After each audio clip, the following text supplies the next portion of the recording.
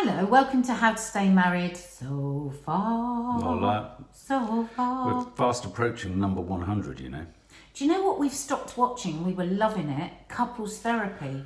If you are interested in a podcast like this, which you must be because you come to this title, do check out Couples Therapy, a series on Netflix. We love it. BBC. Is it BBC? iPlayer, yeah. I think they must have bought it. Oh. Yeah. Well, yeah, it's very American. It's very good. The therapist in it is Very very good. Yeah, And it's just fascinating watching how couples, and also watching how they have so little awareness of how they come across with each other. Well, I think that must kick in. Well, it does kick in for us as well, doesn't it? Yeah, I think it made us think about how we communicate and stuff, just watching it, and it brings up a lot of discussion. That's the other thing, isn't it? But also, so do these. Maybe we should watch these back to learn things about each Ourselves, yeah. And you know, guys, we were just sitting here chatting about podcasts that we've done before, and we know there's a lot at the moment about menopause, like there always is, which is good. So last year we did 2 menopause chats. One was very much from the perspective of a couple. Mm-hmm. So us both coming to an understanding of what we'd been through, that because we didn't realise at the time. So it might be a really good one if you're struggling at the moment to watch with your partner. Mm-hmm. And then the next one I think was all about HRT. Right. And the changes I felt that had happened. Yeah, so there's 2 podcasts, well, there's tons of podcasts, but just because people are asking me a lot about the menopause again at the moment, so I just thought I would direct you to those if you fancy it. There you go, guys. So today we are talking about, this is... Well, can I say where this came from? Yeah, you say. One of my favourite films of the 80s, must have been the late 80s, was When Harry Met Sally, starring Billy Crystal and Meg Ryan. At the time. Really? At the time. God, I never knew that. Yeah, it wasn't, and the reason I liked it was because for me, I'm not a film snob. I like really esoteric films, but I love mainstream films too when they're done well. And I thought it was a brilliantly written, very funnily observed film about the relationship between men and women, and obviously it features a relationship at the centre of it. Unfortunately, everyone talks about, sorry, I've just been struck by the hand of God. Mm-hmm. Most people just remember it for the orgasm scene with Meg Ryan and then sort of dismiss it, going, oh yeah, that. But it's I would urge you to go and watch it. It's a really interesting film about relationships. And there's a point in the car where Billy Crystal, is very funny in it, says, men and women can't be friends without there being sex involved or a desire for sex involved. And he uses the line at one point. She's sort of challenging this and pushing back on this and saying, yes, you can. That's not true. I can. And he goes, no, he wants to bang her. And in every scenario, he goes, no. Well, she sets up different scenarios. Yeah, scenarios where, no, of course you can be friends. And he'll go, no, pretty much certain he wants to bang her there too. And it's a very funny scene where he has no doubt that men cannot have a relationship with women without sex, or the thought of sex, or the potential for sex being in there. So I thought it would be a good topic. Well, so that's maybe very much from a male perspective. Yeah. So would you agree with him? I would say that at a certain point in my life, I would have agreed with him. When you were younger? Yeah, absolutely. I think I'd be lying if I didn't say that in some capacity as a young man, when you meet most women, incredibly stupidly and naively and inexperiencedly, if there's such a word, you would almost just ask yourself the question, if you're attracted to this person. That's different to objectifying them. You weren't sort of like looking, going, oh, would I like to have sex with her? It wasn't like that. You were trying to work out the feelings of attraction that you have to this person, which you do with people of this, because if you are heterosexual, and you are, and so me, as a heterosexual woman, if I meet a new friend, a woman, I'm going to be attracted to her in lots of different ways. Yeah. But I'm never going to question if that's sexual, because I've never had any sexual yearnings for another woman. Yeah. And is it that we automatically just do that if it's the opposite sex? Like, if somebody makes us laugh and you think, oh God, is that because I'm attracted to them? Just simply because they're funny. Of the sex that you would normally be attracted to. Right. So is that what you mean? It's not necessarily, it's the confusion of what's attracting you. Yeah, and I think certainly when you're younger, though, I mean, I guess it's also when you're older. I mean, when you're in a rewarding relationship, I don't think you do, and I certainly haven't. I mean, when you're drinking... I don't think that's true. When you're drinking, you do. I mean, I suppose it will become interesting because, well, no, there's finding other men attractive, and there's sort of, you know, whether it be a celebrity, an actor, you know, lots of women go to things like Magic Mike and stuff like that. That's one thing. But in terms of maintaining a friendship, a working relationship, you know, an intimate working relationship with a man, between a man and a woman, you know, I'm almost certain that the man will at some point thought about the possibility of something happening between the two of them. I wouldn't say you necessarily having sex. What separates the boys from the men is that a man might have that thought and kick then it into pass the long it grass. by. And that is just normal human behaviour and not something to be ashamed of or to be scared of or to feel that you've been unfaithful or any of those things. But there's many women that I know that would say that thought is infidelity, and that then you're getting into the thought police, and then I think that's a dangerous road. So what is it like for women? I mean, I think that's my honest. Well, not for women. Not that you're speaking for all women, but I mean, for you. I mean, does it sit over the? I mean, and again, it's a youth. For me, it's very much a youth thing. It's also very much a drink when I was drinking thing.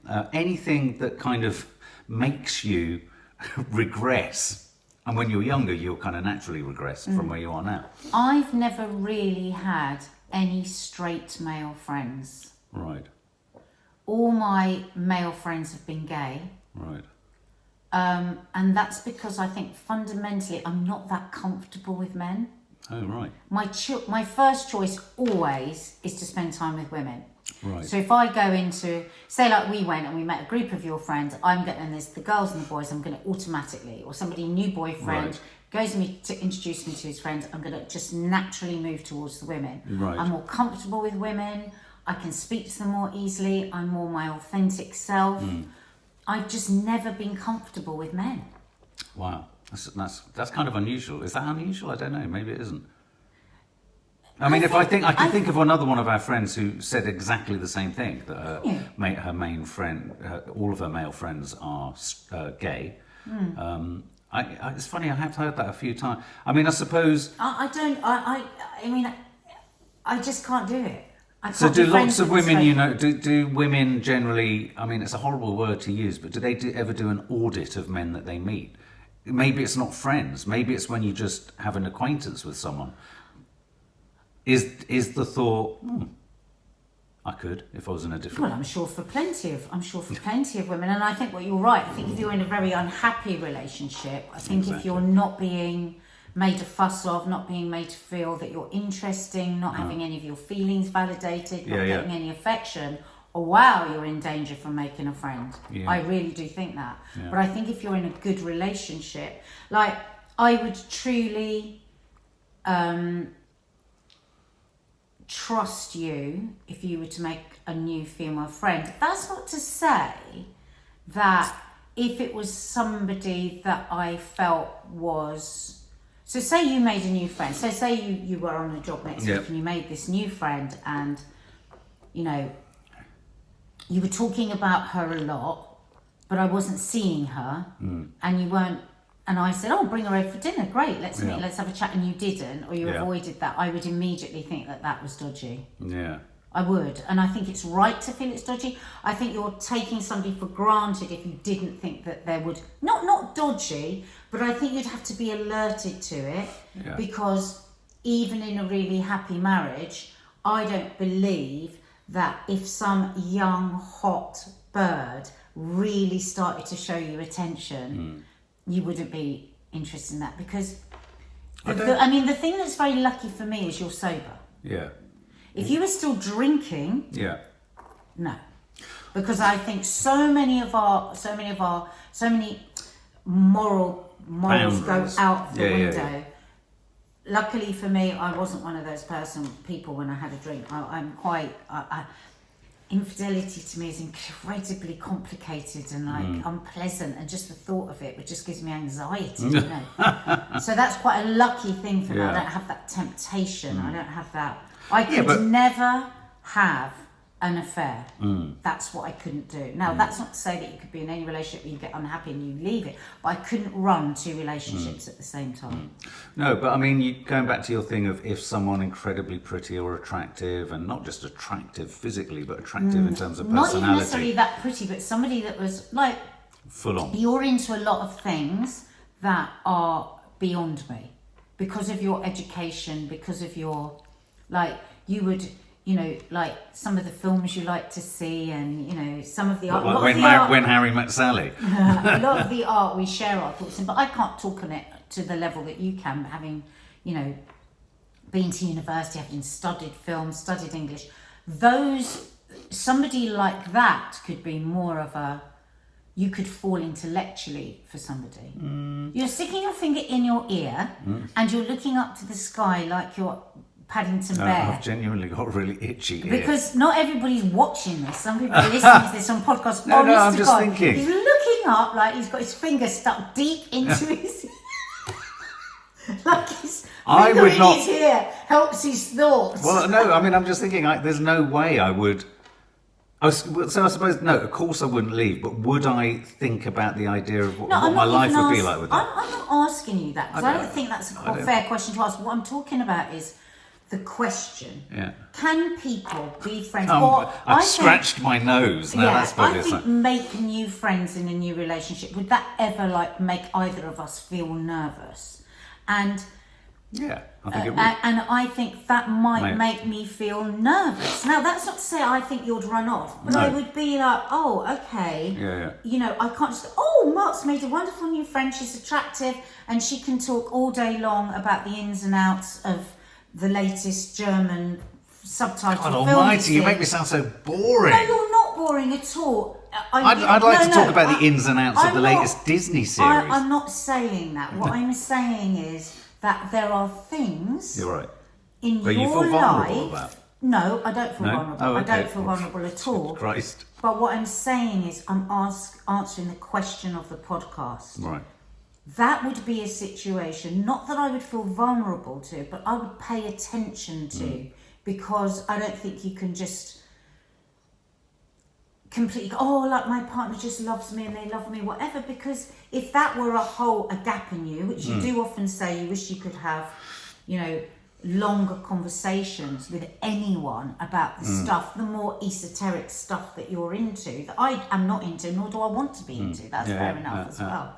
And we have, I think through our marriage, we've got an ongoing great conversation through our life. But there are some conversations that I can't have with you. Well, I think an equivalence for me would be if you, say, developed a new friendship with someone a man who connected with you around cookery or cooking, you know, making a cookery show, you know, all that kind of stuff.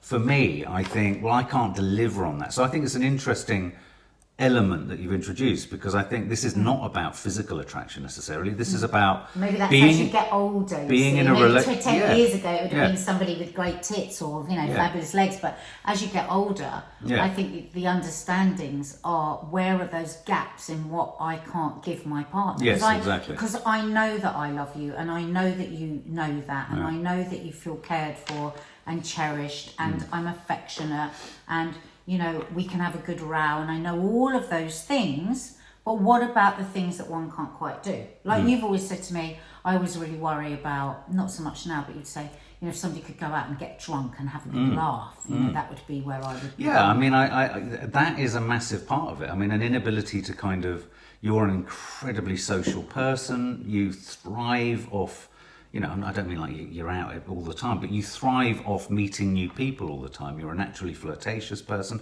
I mean, I'm a naturally flirtatious person with people. So when I meet people, but I kind of... But I love that about you. I love seeing you flirt with other people. But flirtation, I think... Well, we know what. We don't mean flirt to have No, sex. I know. But I do and... like to kind of throw all of me at someone, because I like making people, like you, I like making people feel special. I'm interested in what they've got to say. I'm not going to sit there and you like people falling for you. Well... No, and I don't mean that in like fancying you. You like I do, you like to make people like you. Well, and I like to make people laugh, I like to entertain people. Exactly. Yeah, I like to perhaps just talk to people and provide a different perspective on things if they're struggling with things. Exactly. All of so that the sort of human stuff. connections, Yeah. and it's like, when can those connections, when does it become a dangerous fusing with somebody that's in a relationship and a new friendship, or an old friendship? Like if somebody's got a friendship with an ex that they finished with you. I mean, somebody messaged me today, they were anonymous, and she said I find it so difficult because my partner has a real friendship with his ex. But the problem is she finished with him. Right. So he still probably harbours something. Yeah, and I think that would be very, very difficult. Well, but that's an interesting whole subcategory of finding the opposite sex. So you might be, and I might be, incredibly sort of fixed in the idea that we don't meet or become friends with the opposite sex and entertain the thought of actually having sex with them or potentially having a relationship with them or a fling or a flirt or whatever. But the other person might with you. And so, for example, there could be a situation where, say, I'd become friends with a woman, but she was too flirtatious with me, and I know that bringing her back to meet you, that would make you feel awkward, or it might make you feel insecure, and I wouldn't want you to feel that. But then there's already some sort of deceit happening, isn't there? Right. And I think that's where it can become very difficult, because when you live with somebody, mostly that other person can pick up on something. So you can imagine pick up on down everything the line with me. where somebody said, oh, well, the reason I never brought her back is she's quite flirtatious with me and I didn't want to upset you. If you are listening to this, any men, I would strongly advise you not to say that. Right. Because even though that might be the truth, anyone's things are going to go. Even a non-jealous person is going, hang on a minute. So, but you still kept seeing her, but away from me, because you didn't want me to be upset by her flirting with me. Right. And you could see how that could snowball. But could you argue that the reason you don't develop friendships with men is because you know that contingent is always in there, without consciously being aware of it? I worry about that because of the way that it's like, who is it that said to me the other day? Who was it? Somebody was saying to me, it's Linda Robson. Linda Robson was going, you're the sexiest loose woman. I went, am I? I've had no idea. She goes, yeah, you're really sexy. It's just like, when I just see you walk here, you just look so sexy. And I was like, oh God. And it kind of makes me nervous that. Didn't it make you feel nice? Well, I mean, people have always said that to me. Oh, you're really sexy. Men say to me, oh, you're really sexy. But I don't want that kind of attention. Yes, Right. It's nice, but I think it gets confused too easily. So like if you're nice to somebody. And I think because I grew up around so many women, I never really understood boys. I never played with boys. I was never playful with boys. Boys was somebody that I kind of flirted with, even if I wasn't really interested in them, because that's how I kind of communicated with the male species. But what I'm driving at is, if people tell you you're sexy all the time. No, they don't tell me I'm sexy all the time. I said through my life. That's been, Nadia, she's the sexy, But if warm, a straight man bubbly, says that, does that make you think of them in a different way? I wouldn't. I think that would be crossing a line if a straight man said to me, you're sexy. Right.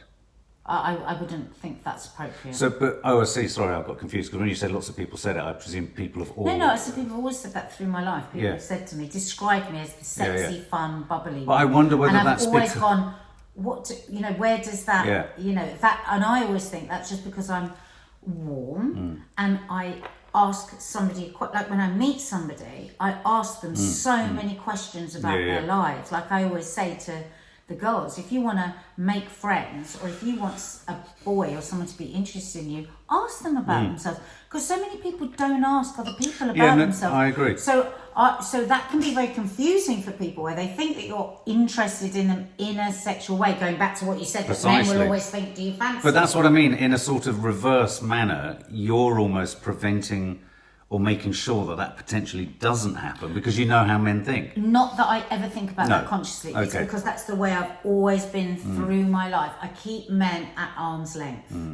Basically. Because I think that's the perfect way to describe me. I keep straight men at arm's length. Because I think I've often heard. I mean, I remember in previous relationships, people saying, you're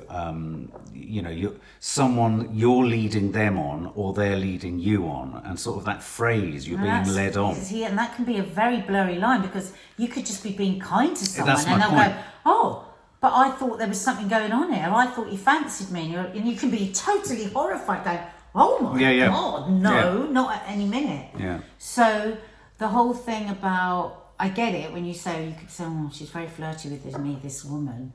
I don't really know if I should take her back to my girlfriend or my wife because she's very flirty with me." Yeah. I think most people, men or women, are going to say, so you're staying in communication with this person that's flirty with you, but somewhere you've made a decision that relationship, even if it's still platonic, shouldn't be seen by your partner. Is there an argument to not have a friendship with the opposite sex if there is a flirtatious aspect to it? I think the absolute ideal is that partners have trust, and that everyone is able to be an individual and make friendships outside or within their relationship. And if I wanted to make friends with straight men, I would make friends with straight. I'm not going to be sitting there going, right, Mark leans towards jealousy, used to be terribly jealous, but now I'm not going to, because I wouldn't give that advice to my girls. Like, if our girls came to us and said, "Oh, I'm in this relationship, my boyfriend or my husband's being really weird. I really like this guy at work, he's just a great guy. We both love Marvel or whatever." And he's saying to me that he doesn't want me to be friends with him because he's straight. What would we say to them? We would say, "No, you've got to make him understand that you are an independent, free-thinking woman, and you cannot be told who you're going to be friends with." But going back to Billy We've Crystal, never told them who they can be friends with. Why would a man? Going back to the granular detail of Billy Crystal's comment, could the attraction and the reason the friendship has developed at all be based on attraction without it even being conscious? Yes, but then it's all about what are the boundaries. Because say if you've made friends with somebody and you feel like it's going a bit of a different way, if Maddie or Kiki were coming to ask me this advice, I would say, well, you might be imagining it, just carry on as you are, but then if this escalates even a little bit more, you've got to say to that person, "Listen, can I be honest? My friend told me the other day, said, it's my most dreaded phrase from you, Nadia." Oh God, it's saying, Tell him it's mine as well. "It's always the best bit of any conversation with you." It's always the most dreaded. But there's something in it. I think we spend so much time as human beings trying to work out a million different ways to say something, and everyone's walking around not understanding each other.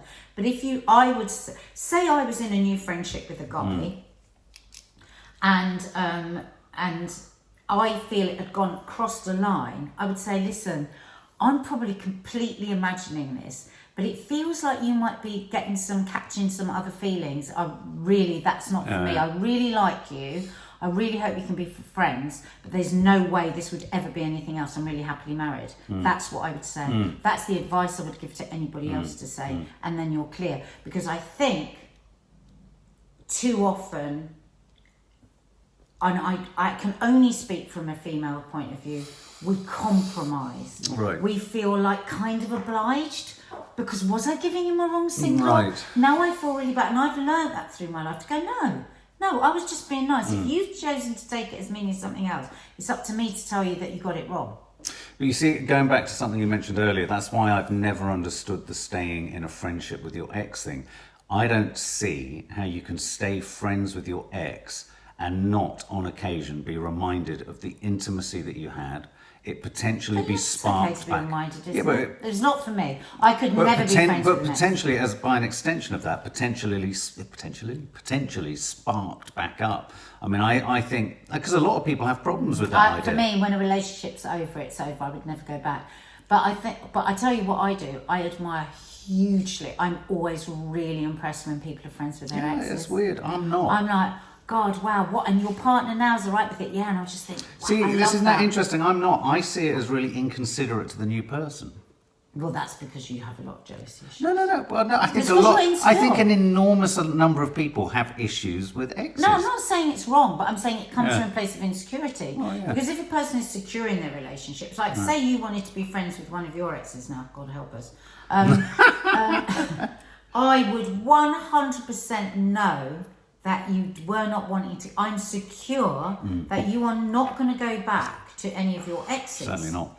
No, but you know what I mean. So if you said, you know what, actually, with got so much water's gone under the bridge, bumped into each other in the Tate the other day, we had a coffee and we were talking about and it was really nice. I might see her again. I would be totally okay with that. Yeah, maybe women are easier with that than men. I don't know. But maybe we go back to the beginning where you said you think that most men are kind of thinking Exactly. about something. So I think with an ex situation, I think the man in that scenario will be thinking about whether it could be resurrected or whether there's something that's still there or a spark or a this or that and the other. And you know what? I'd just like to say to anyone listening or watching now, please, please, please do not put a comment underneath here saying, well, I think that's disgusting what men said. Mark said about all men. He's not saying that. He's really talking from his own perspective. And the brilliant thing about this podcast, I would like to say, is we are very bloody honest. Well, what have I said that they could think about? Well...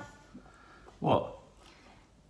You've been very honest, but it's very un-PC. Right. To say most men are just thinking. Oh, well, no. But Billy Crystal. Yeah. Well, I mean, that's why I love the film. I think he's not an objectionable man. He's not a misogynist in it, but he toys with what he thinks is a truth. But that's what we want with this podcast, to be able to talk about those Yeah. differences between some men and some women and to be able to have that conversation. And of course, without there being, this is a spoiler because I assume most people will have watched the film.